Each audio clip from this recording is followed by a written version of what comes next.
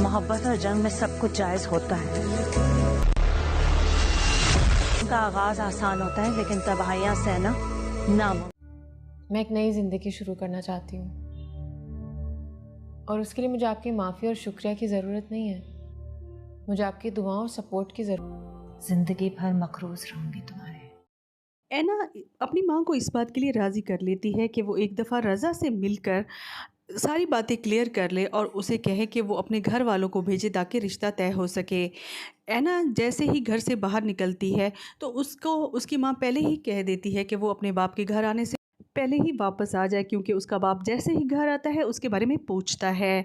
लेकिन वहाँ ऐना को जाकर काफ़ी ज़्यादा मायूसी होने वाली है, क्योंकि रज़ा उससे शादी से करने से इनकार कर देगा। वो कहेगा कि अभी मैं अपने फ़ोटोग्राफ़ी का शौक़ पूरा करना चाहता हूँ, अभी मैंने इस शादी के बारे में सोचा भी नहीं है। ऐना उस वक्त सदमे की सी कैफियत में होगी और वो पैदल ही वहाँ से चल पड़ेगी और सड़कों पर मारी मारी फिर रही होगी। उसे कुछ समझ नहीं आ रहा होगा कि वो कहाँ जाए और किधर जाए।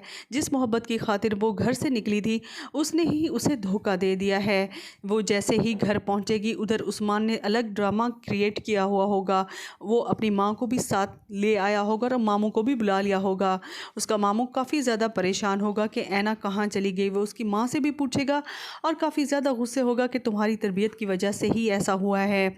उधर उसकी नंद भी उस पर उंगली उठाएगी कि तुम कैसी माँ हो कि तुम्हें अपनी बेटियों की खबर नहीं है कि वो क्या करती फिर रही हैं। जैसे ऐना घर आएगी उसका बाप काफ़ी ज़्यादा गुस्से होगा और उसको घर से निकल जाने का बोलेगा, लेकिन ऐना उसे यकीन दिलाएगी कि उसने ऐसा वैसा कुछ नहीं किया जिसकी वजह से उसे शर्मिंदगी का सामना करना पड़े। लेकिन उसका बाप इसकी कोई भी बात मानने के लिए तैयार नहीं होगा। वो उसे कहेगा कि वो जहाँ से आई है उधर ही चली जाए, लेकिन यहाँ पर उसकी फुप्पो उसको रोकेगी और कहेगी कि इस तरह बेटियों को घर से नहीं निकालते, इसने जो कुछ करना था कर लिया, अब ऐसा कुछ भी ना करो कि तुम्हारी और ज़्यादा बदनामी हो। ऐना का बाप अपनी बीवी से कहेगा कि इसे कहो कि उस लड़के को बुलाए, मैं अभी और इसी वक्त इसे घर से रुखसत करता हूँ, मैं इस नहुसत की पोटली को अपने घर में रखना नहीं चाहता।